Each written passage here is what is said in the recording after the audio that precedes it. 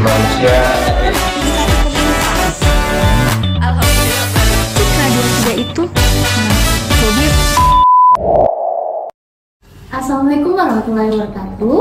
Salam sejahtera untuk kita semua. Halo Sobat Gopher, perkenalkan saya Leonardo Yulis selaku moderator dalam Government Podcast pada episode kali ini. Nah, di samping saya juga ada Kak Ahmad Yani SHMH selaku narasumber hebat kita pada episode kali ini. Nah, pada episode kali ini kita akan bahas terkait pemilu kada di era digital. Apakah suara kita aman? Nah, sebelumnya Kak, bagaimana kabarnya? Baik? Baik, alhamdulillah baik. Apalagi kesibukan yang Kakak lewati menjelang pemilu kada dalam bulan November nanti ini? Pertama-tama, kami terlebih dahulu ingin menyampaikan apresiasi yang setinggi-tingginya kepada teman-teman Visip Unhas yang telah menyelenggarakan podcast ini. Tentunya podcast ini sebenarnya salah satu wujud kontribusi dari teman-teman untuk mensosialisasikan tahapan kemudian pelaksanaan pilkada serentak yang akan digelar pada tanggal 27 November 2024 nanti. Nah, kalau ditanya apa yang menjadi kesibukan KPU provinsi saat ini, nah baru-baru tadi siang itu ada pengundian nomor urut untuk paslon gubernur dan wakil gubernur, kemudian ada juga deklarasi kampanye damai. Dan juga perlu diinformasikan bahwa tahap kampanye akan dimulai pada tanggal 25 September dan terakhir pada tanggal 23 November seperti itu. Jadi hal-hal atau kegiatan yang dilakukan oleh KPU Provinsi Sulawesi Selatan adalah mempersiapkan jadwal, kemudian pengaturan dan mekanisme teknis terkait dengan pelaksanaan kampanye seperti itu. Berarti saat ini KPU sedang sibuk-sibuknya. Iya, benar. Mungkin kita langsung masuk aja dalam sesi diskusi terkait pertanyaan-pertanyaan ini. Pertanyaan pertama saya itu Kak, bagaimana perkembangan teknologi digital memengaruhi sistem pemilu di Indonesia saat ini, apalagi pemilu kada yang akan dilaksanakan pada bulan November ini? Oke. Sebenarnya pertanyaan ini seharusnya ada yang lebih berkompeten untuk menjawab, ya tentunya ketua atau pimpinan kami. Tapi sekali lagi kami juga ingin mengucapkan permohonan maaf dari pimpinan kami. Sejatinya ketua atau pimpinan komisioner kami akan menghadiri kegiatan ini. Namun dikarenakan ada kegiatan yang sangat pentingnya dengan kegiatan ini, sehingga beliau menugaskan kepada saya. Tadi seperti yang saya sampaikan bahwa tadi siang berlangsung kemudian nomor urut seperti itu. Jadi ada beberapa kegiatan sehingga beliau belum berkesempatan untuk menghadiri kegiatan pada hari ini. Nah, kalau ditanya apakah kemudian sistem elektronik dalam pemilu itu mempengaruhi pelaksanaan pemilu di Indonesia, tentunya yang pertama dari KPU, dari kami ingin menyampaikan bahwa pada prinsipnya penggunaan teknologi itu kan suatu hal keniscayaan, ya seperti itu. Satu hal keniscayaan yang tidak bisa dinafikan seperti itu dalam perkembangan peradaban. Nah, ketika kita merujuk misalnya referensi seperti Yuval Noah Harari, misalnya Homo sapiens, Homo deus, kemudian ada literatur-literatur yang berkaitan dengan teknologi yang mengungkapkan bahwa perkembangan teknologi sangat pesat. Nah, tantangannya kemudian apakah kita akan mengikuti atau cenderung menutup diri. Nah, oleh karena itu KPU bukan posisinya menutup diri, tapi yang pertama adalah membuka diri untuk terus berinovasi sehingga menghasilkan pemilu yang lebih efisien dan efektif seperti itu. Itu yang pertama yang ingin ditegaskan. Kemudian yang kedua, bagaimana pengaruhnya? Tentu sangat berpengaruh. Pengaruhnya adalah dari segi yang pertama, kita kenal bahwa dalam penyelenggaraan pemerintahan khususnya dalam pemilihan itu ada namanya prinsip-prinsip yang berkaitan dengan transparansi. Dengan adanya teknologi dalam pemilu atau pemilu kada ini, ya justru akan membuat transparansi dalam pelaksanaan gelaran demokrasi yang akan kita gelar seperti itu. Yang kedua, pengaruhnya ya tentu dari segi aspek efisiensi dan efektivitas. Kenapa kemudian saya katakan demikian? Karena di KPU perlu diketahui bahwa ada tahapan yang rigid yang sudah diatur sedemikian rupa. Jadi kita kejar waktu seperti itu. Dengan adanya teknologi ini yang mempengaruhi pelaksanaan tugas, sekretariat, kemudian tugas-tugas sampai pada jajaran TPS itu akan mengefisienkan dalam hal pelaksanaan teknis karena kan cukup terbantu dengan teknologi seperti itu. Jadi kesimpulannya sangat mempengaruhi penggunaan teknologi dalam pemilu kada, khususnya dalam transparansi dan efisiensi dan efektivitas seperti itu. Jadi bisa dibilang kalau perkembangan teknologi saat ini membantu KPU dalam pemilu kada. Iya, benar. Nah, mungkin kita lanjut ke pertanyaan kedua ya. Iya. Apakah pemilu berbasis digital benar-benar dapat meningkatkan partisipasi pemilih untuk Kota Makassar ini? Bisa mempengaruhi, ya tentu bisa mempengaruhi partisipasi. Tentunya kan dengan adanya teknologi yang digunakan, seperti kan di KPU itu sudah menggunakan beberapa teknologi, seperti misalnya dari sistem informasi data pemilih itu direkam dalam satu sistem sehingga data pemilih dapat diakses ke situ. Kemudian juga pemilih bisa mengecek di mana sih dia akan memilih tempat TPS-nya dengan mengunjungi misalnya website cek DPT online kpu.go.id seperti itu. Nah, jadi itu sangat memudahkan dalam tingkat partisipasi. Nah, ketika kita bercermin dalam pelaksanaan pemilu kemarin, Pilpres dengan Pileg kemarin 2024 yang digelar pada 14 Februari kemarin, itu menunjukkan bahwa tingkat partisipasi itu melebihi 80%. Tingkat partisipasi yang melebihi 80% ini di atas target yang ditetapkan secara nasional. Targetnya kan kemarin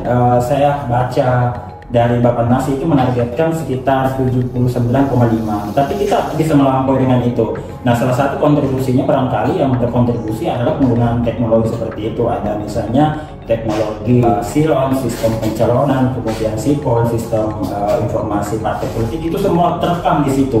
Jadi dengan teknologi ini ya bisa berkontribusi lah untuk meningkatkan partisipasi khususnya di daerah-daerah kota seperti itu. Jadi bisa dibilang dengan berbasis digital ini partisipasi pemilih terutama dilihat dari pada tanggal 14 Februari itu sangat meningkat ya? Iya, jauh melebihi dari target yang telah ditetapkan seperti itu. Jadi partisipasinya sebenarnya berhasil.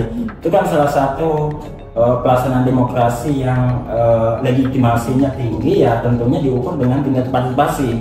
Karena kualitas demokrasi kan diukur dari sejauh mana masyarakat itu bisa berpartisipasi seperti itu. Nah, tadi kan sempat dibahas tentang website dengan teknologi yang dibuat oleh KPU sendiri.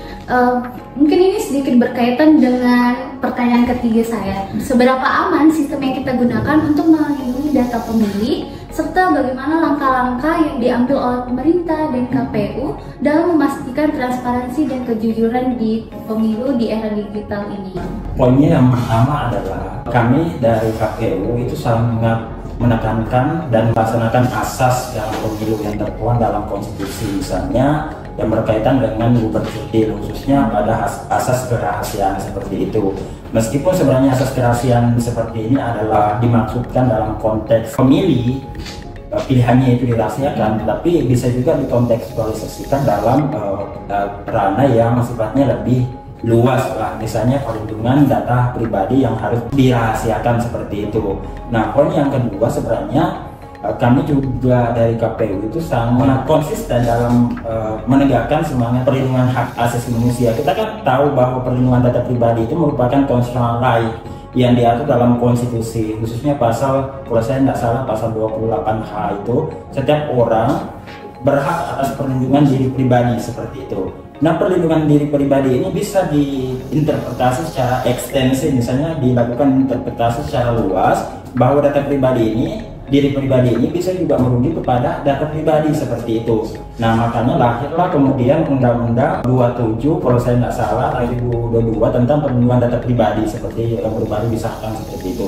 Jadi sebenarnya dengan kerangka regulasi yang tersedia seperti itu, di tahap implementatif pun kami laksanakan seperti itu. Seperti misalnya data pribadi itu kan yang KPU simpan itu adalah ada 3 hal. Yang pertama berkaitan dengan data peserta calon, misalnya calon kalau kita berbicara pilkada ya berarti calon dari kemudian umur, usia, kemudian jenis kelamin. Tapi nomor induk kependudukan atau nomor kartu keluarga itu tidak diinformasikan secara publik karena itu adalah informasi yang dikecualikan yang harusnya menjadi rahasia seperti itu. Itulah salah satu langkah konkret bagi saya yang disediakan oleh KPU kemudian bersama dengan pemerintah, bagaimana kemudian KPU taat pada asas rahasia, kemudian taat pada hak konstitusional lain seperti yang saya sampaikan tadi, perlindungan diri pribadi, kemudian taat pada undang-undang perlindungan data pribadi seperti itu. Jadi bisa dibilang kalau pemerintah dan KPU itu sudah menyediakan langkah-langkahnya dalam melindungi data pribadi, baik itu calon yang akan mencalonkan dirinya, parpol dan pemilih nanti. Oke, jadi mungkin saya lanjut ke pertanyaan kelima, yaitu apa tantangan terbesar dalam menerapkan teknologi digital dalam proses pemilu kada di Indonesia, terutama di Kota Makassar, dan bagaimana cara mencegah penyebaran berita palsu atau hoax yang dapat mempengaruhi hasil pemilu kada di era digital saat ini.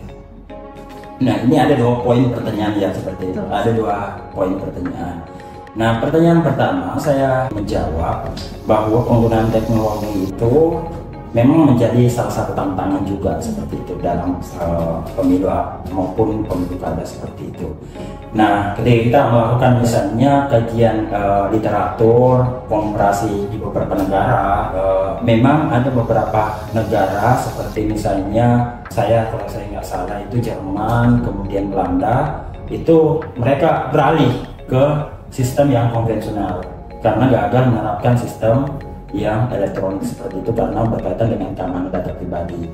Nah, ada beberapa case juga yang negara seperti Rusia misalnya itu menerapkan beberapa teknologi dalam pelaksanaan pemilu seperti itu. Nah, tantangannya yang dihadapi sebenarnya adalah berkaitan dengan seperti yang tadi sampaikan, perlindungan data pribadi seperti itu. Kemudian yang kedua adalah keandalan berkaitan dengan sistem itu, apakah dia tahan atau resisten terhadap serangan cyber seperti itu. Nah, itu yang menjadi hal tantangan, tetapi tantangan itu tidak boleh dianggap sebagai hal yang mewujudkan semangat seperti itu, karena KPU terus berinovasi untuk menjamin setiap aplikasi yang diluncurkan itu bisa terjamin aman, kemudian melindungi data pribadi seperti itu. Jadi tantangannya ada 2 sebenarnya yang tadi saya sampaikan itu. Kemudian pertanyaan yang kedua itu yang berkaitan dengan hoax apa segala macam, itu kan kita tidak bisa menafikan ya bahwa perkembangan saat ini apalagi media sosial yang sungguh luar biasa dan masif, setiap informasi bisa diakses, kemudian setiap informasi bisa di-share dengan menggunakan jempol tangan meskipun kita hanya berbaring seperti itu. Tapi dengan perkembangan yang ada ya barangkali yang perlu kita perhatikan adalah caranya kita untuk mengelola informasi, memfilter informasi, kemudian harus double recheck seperti itu, merecheck dulu informasi yang ada, kemudian baru disebar atau dijempol seperti itu, harus diverifikasi dulu langkah. Nah, cara salah satunya adalah apakah situs-situs yang mempublikasikan suatu informasi tertentu misalnya kredibel seperti itu. Pun kalau kredibel kita masih bertanya apakah ini informasinya valid atau tidak, ya kita seharusnya ya mengonfirmasi langsung ke yang mengeluarkan itu dengan cara menghubungi supaya memastikan kita bukan pelaku dari penyebaran hoax itu. Jangan sampai kita niatnya secara idealis kita mau menangkal hoax seperti itu, tetapi justru kita sebagai pelaku karena terjebak kita tidak bisa memfilter informasi yang ada. Itu kan beberapa pakar-pakar komunikasi kan sudah menyampaikan seperti itu, bahwa seperti misalnya kalau kita baca di literaturnya Noam Chomsky mengatakan bahwa ya meskipun jurnalistik itu ada kriteria-kriteria tertentu, tapi dia tidak tahan terhadap hal-hal yang bersifat hoax seperti itu, karena mungkin ada beberapa oknum, saya sebut tanda kutip ya, oknum yang barangkali memanfaatkan kondisi yang ada untuk memperkeruh suasana yang terjadi saat ini, apalagi dalam pelaksanaan pemilu itu kan biasanya tubuhnya agak memanas, akan hoax. Benar, itu kan biasa tentang akan hoax, kemudian itu memanas seperti itu. Nah, bisa saja ada kelompok-kelompok tertentu atau oknum tertentu yang sengaja memanfaatkan itu untuk memecah belah, dan itu tidak kita harapkan seperti itu. Jadi yang pertanyaan kedua, bagaimana caranya memfilter, ya seharusnya kita bijak menggunakan teknologi dengan melakukan recheck seperti itu setiap informasi yang ada sebelum kita menyebar. Jangan sampai kita sebagai pelaku seperti itu. Berarti kita sebagai pengguna sosial media harus betul-betul pintar dalam memfilter berita-berita yang ada terkait dengan. Iya benar. Kita harus pintar. Ketika kita tidak pintar ya pasti kita akan masuk ke tergabung dalam pelaku penyebaran hoax, dan tentunya hal itu sangat merugikan karena bukan hanya merugikan satu pihak, bahkan merugikan banyak pihak seperti itu karena menyebar informasi yang tidak pasti atau tidak benar seperti itu. Nah, ini sangat menarik ya Kak, terkait jawaban yang kalau kita harus pintar dalam memfilter berita-berita hoax terkait pemilu, apalagi menjelang pemilu pada November nanti ini. Nah, saya tuh punya pertanyaan, bagaimana kita dapat memastikan bahwa teknologi pemilu pilkada nanti ini digunakan tidak menguntungkan satu pihak tertentu saja? Sebenarnya KPU sudah memastikan untuk itu, agar semua tahapan itu berjalan secara transparansi sesuai dengan akuntabilitas yang ada seperti itu. Nah, untuk memastikan, barangkali dalam tahapan pilkada kan di tingkat bawah sampai TPS itu kan ada pengawas seperti itu ya, ada pengawas yang bisa melihat, kemudian bisa mengawasi. Pun jika terjadi kecurangan, jika terjadi hal yang merugikan satu pihak, itu bisa ditegakkan melalui aturan-aturan yang ada seperti itu. Nah, yang kedua berkaitan dengan soal pilkada kan sebenarnya skopnya adalah skop provinsi, misalnya sampai kabupaten kota atau untuk pemilihan bupati dan wali kota seperti itu.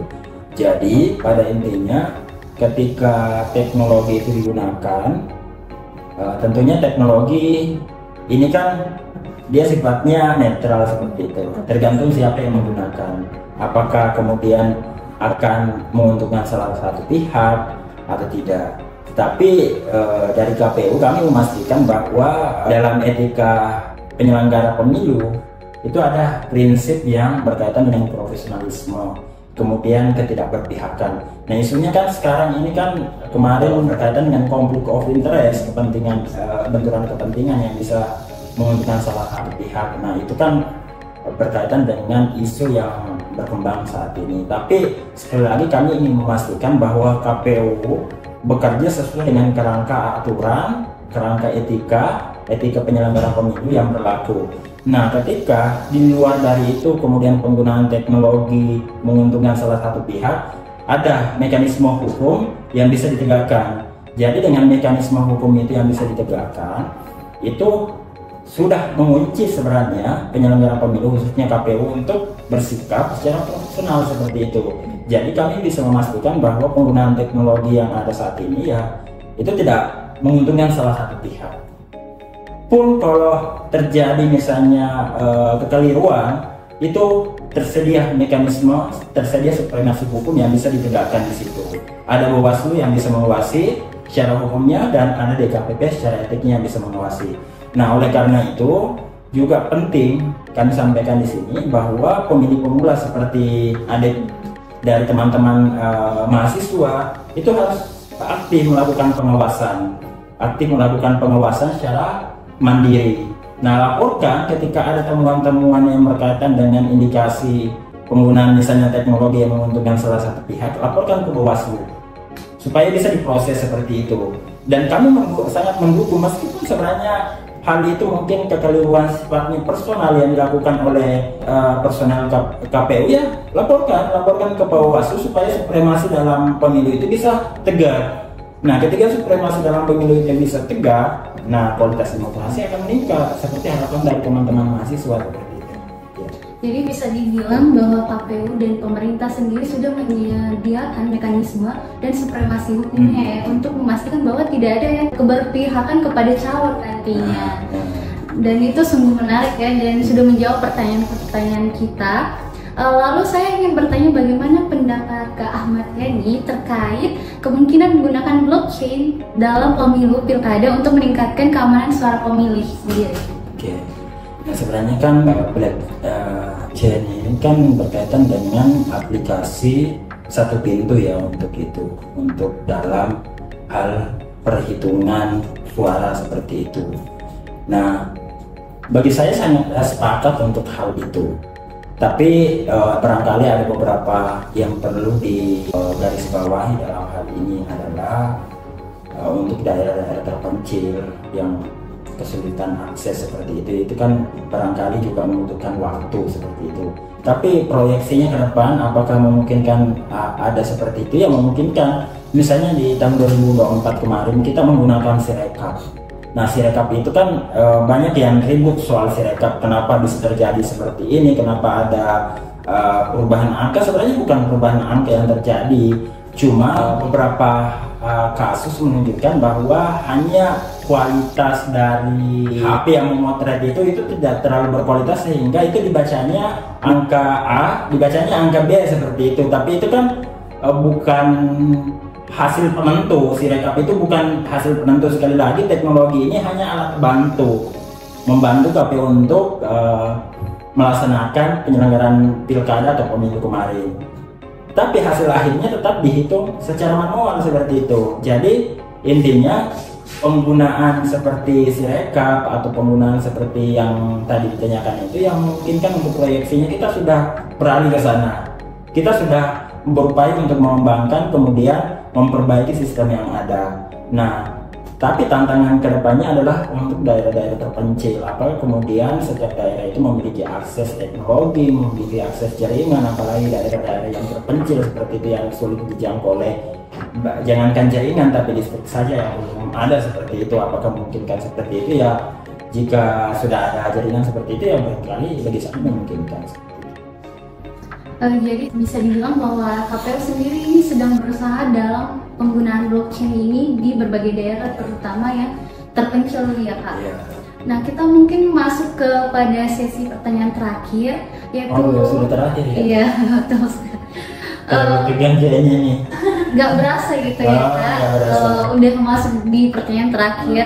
Jadi pertanyaan terakhirnya tuh apakah masyarakat Indonesia sudah cukup melek teknologi untuk berpartisipasi dalam pemilu berbasis digital ini, terutama bisa saya bilang di kota Pasar?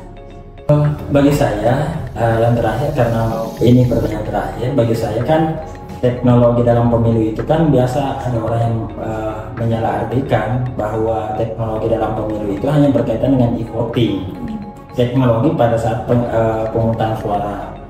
Nah, kan di Indonesia memang kita masih memakai sistem coblos seperti itu, masih memakai kertas seperti itu, belum menggunakan teknologi untuk penghitungan suara, pemungutan suara. Tetapi untuk teknologi-teknologi yang berkaitan dengan proses penyelenggaraan pemilu atau pemilu kada, itu kan kalau kita berbicara proses itu kan panjang prosesnya ya.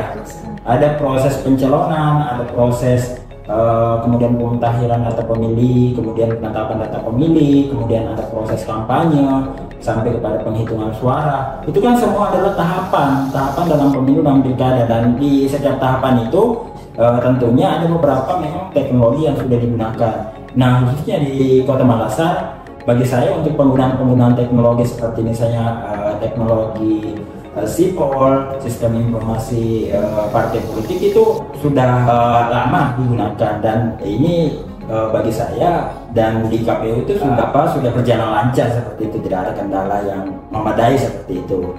Karena kan di Makassar juga termasuk kota yang metropolitan seperti itu ya. Jadi untuk penggunaan teknologi yang sifatnya dalam tahapan selain dari voting itu kan, voting itu masih memang memerlukan kajian seperti itu. Nah, apakah di kota-kota besar seperti Makassar, kemudian di Surabaya, kemudian di Jakarta itu sudah seharusnya menggunakan e-voting, tapi bagi saya harus melihat juga, karena kan meskipun berada di kota metropolitan misalnya Makassar, kan ada juga beberapa penduduk yang tanda kutip yang tinggal di pinggir itu belum melek teknologi ya seperti itu.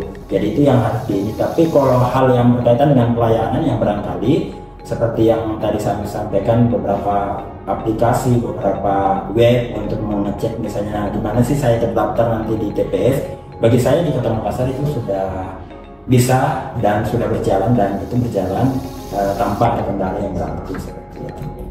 Oh, baik, mungkin bisa kita simpulkan bahwa pemilu kada pada di Kota Makassar itu masyarakat sudah melek teknologi, tapi KPU sendiri sedang berupaya untuk memperkenalkan teknologi itu sendiri ke wilayah-wilayah yang terpencil. Mungkin itu saja sesi Government Podcast kita pada kali ini. Saya ucapkan terima kasih kepada Kak Ahmad Yani SHMH selaku narasumber kita pada hari ini.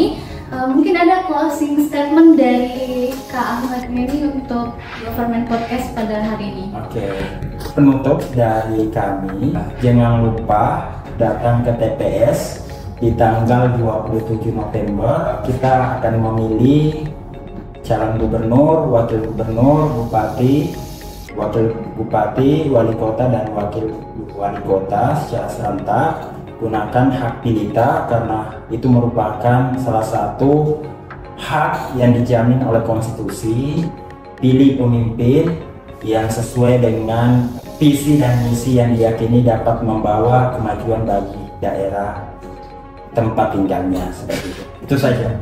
Baik, terima kasih atas closing statementnya, kan sangat berarti banget untuk kita mahasiswa dan pemilih pemuda yang akan nantinya memilih pada bulan November nanti. Saya Liana Fedayulis sebagai moderator kali ini pamit undur diri. Assalamualaikum warahmatullahi wabarakatuh.